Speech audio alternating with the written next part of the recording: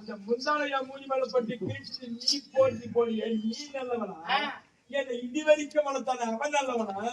அவன் பாவியா நீ பாவியா? சொல்லி பாப்போம். அந்த லட்சம் தானே நீ குடும்பம் பண்ணிக்கிறியா? எப்படி வச்சிருப்பா போலாம்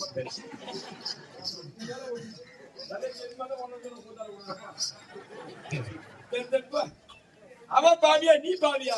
யாரோ நான் தான் பாவி வச்சுங்க. துரியோதனை பத்தி எனக்கு தெரியும், பெருந்திருவாளை பத்தி எனக்கு தெரியும். அப்படியே துரியோதனுக்கும் பெருந்திருவாளுக்கும் இல்லை எங்க திருமணம் நடந்தது. அதன் பிறகு தான் நமக்கு நடந்தது.